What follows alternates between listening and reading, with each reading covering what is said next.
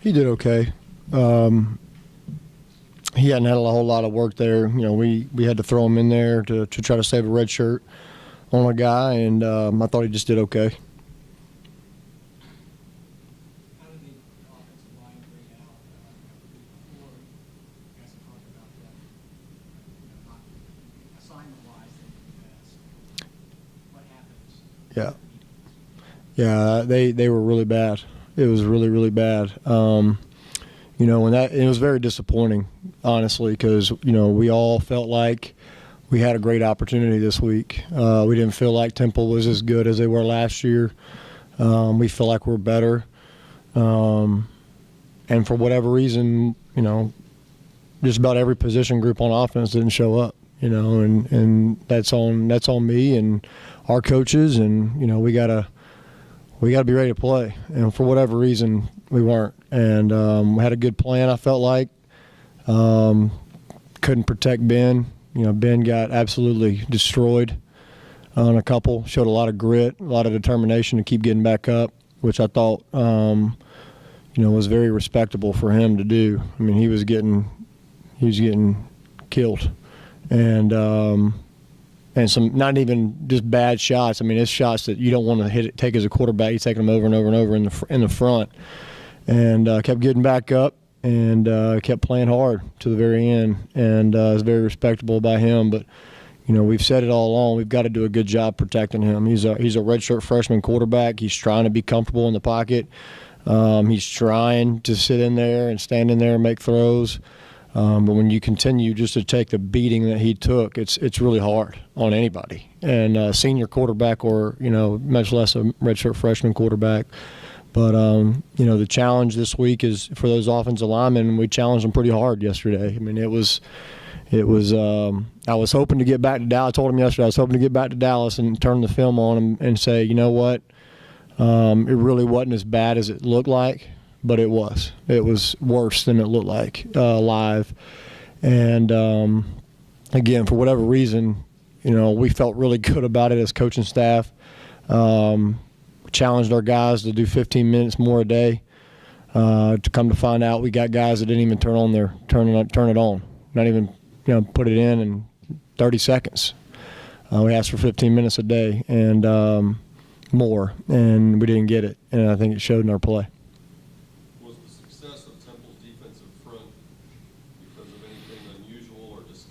Nope. Again, they did the same thing they did all week on film. If we studied the film, if our guys studied the film, the number 7 same pass rush move he showed since last Sunday, since we turned the film on. Same one. And, you know, that's what's unfortunate, that we didn't do our part and study and know his favorite pass rush move. You know, so no, it wasn't anything different. They didn't bring any different kind of pressures.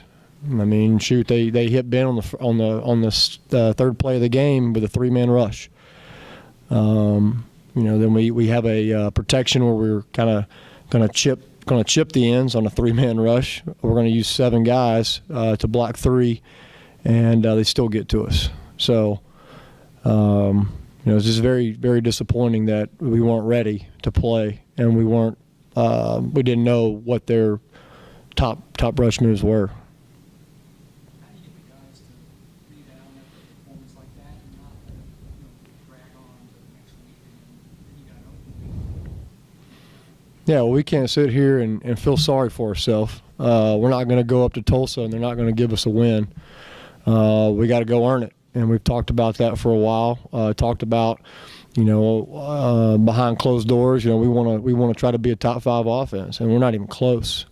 And so for us to do that, we're going to find out what kind of men we are. Are we guys that's going to lay down? We're going to pick ourselves back up. And we're going to go up there to Tulsa and fight.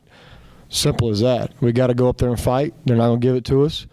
You know, we got to have guys that are passionate about football, that put in all this work for, you know, all season long. But I'm talking about off season long, to run on 120-degree turf out there with Coach True, running 110s in the summer. I mean, that's got to mean something.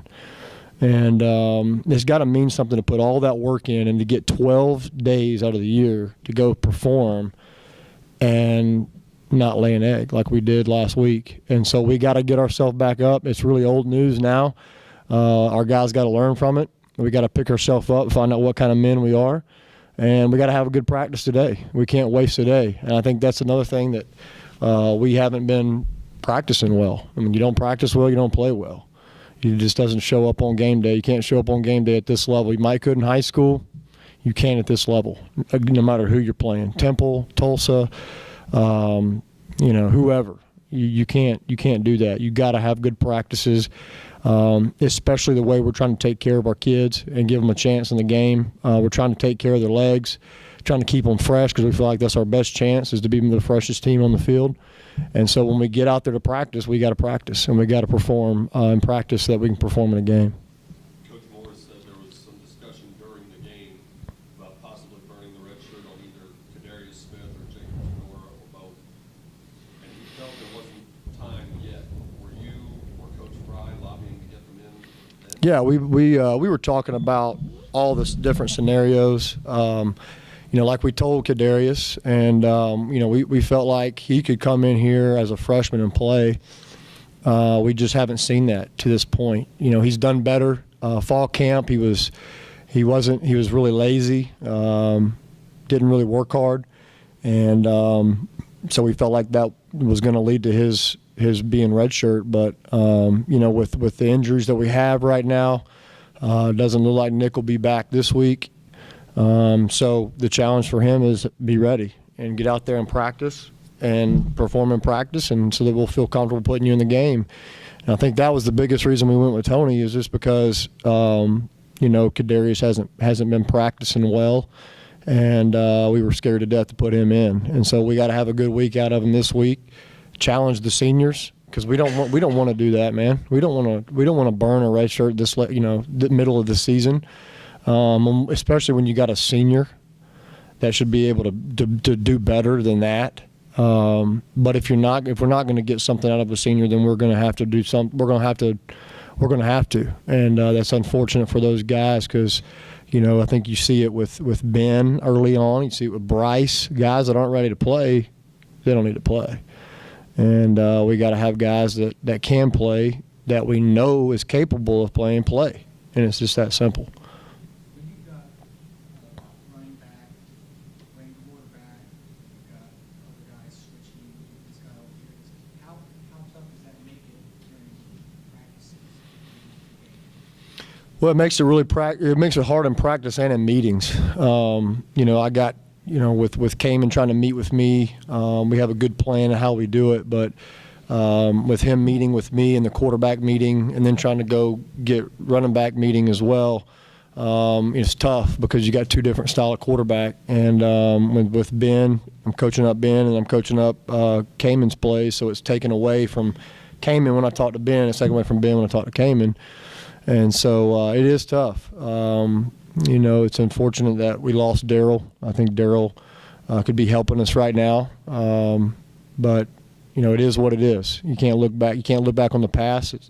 That's the choice he made, and we've got to now work through it. And that's what we're trying to do every day, is work through it, trying to get practice reps with Kamen at quarterback and at running back. And the bad thing is, when Kamen as a true freshman isn't working every single rep at running back, he's going to miss some stuff when he gets in the game at running back.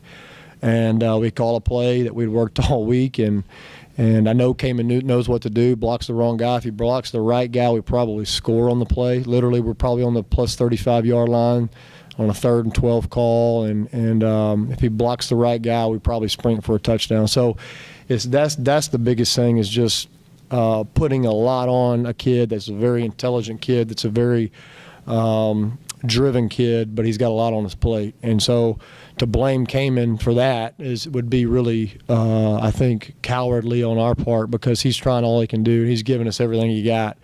He just has to get reps being a true freshman guy that's played quarterback in high school, and now he's playing running back. He's got to get reps to be able to be a good running back. Is it easier for the offensive line guys to make those adjustments in games? I don't know the exact answer to that. I never played offensive line, but it shouldn't be. in our offense, I mean, it's literally just flipping it in your head would be what I would think. I don't pretend to be a guy that got in the trenches my whole life and was down in there battling, but I don't see where it would be hard to do that, especially for a senior that's played both sides. I mean, I don't think that should be hard, but maybe it is. I wouldn't think so, though. You said after, I think it was the Baylor game, that Ben told you the next day he missed the bruises and the soreness, and he actually sort of embraced that. After the beating he took in Philadelphia the other day, how's he feeling? He's feeling good. He's fine. He's a tough kid. Like I said all along, he's a tough kid. I think he likes that feeling after a game because he thinks he knows now he played. But he doesn't like getting beat, and he would have taken that beating 3 more times if it meant we came out 1 point ahead of Temple. I mean, he was battling his butt off. He's trying to get us back in the game, and we had opportunities to get back in the game. I mean, if you go back and look at it, we have a chance to go 35-21 right before half with us getting the ball to start the second half. Got a guy wide open down the middle of the field. Ben's throwing it to him, and just gets destroyed from the right side again, and we fumble, and thankfully Jerry was able to get on it. But the guy's wide open. I mean, and Ben's throwing it to him. So we've got to do our part. Like I've said last week, all 11 guys got to be on the same page and doing their job. If all 11 guys are doing their job on that play, it's 35-21 at halftime. We get the ball to start the second half. That's as simple as that. As bad as we played to that point, we still have a chance to win the game. I mean, who knows? You come out second half, you go down and get a touchdown, it's 35-28, 35-28. The momentum's completely swung, and who knows? Our defense did a good job stopping them in the second half. I mean, they scored on a touchdown, then we had the onside kick to try to get the ball back. But other than that, our defense did a phenomenal job in the second half of stopping them. So if that happens right before half, who knows?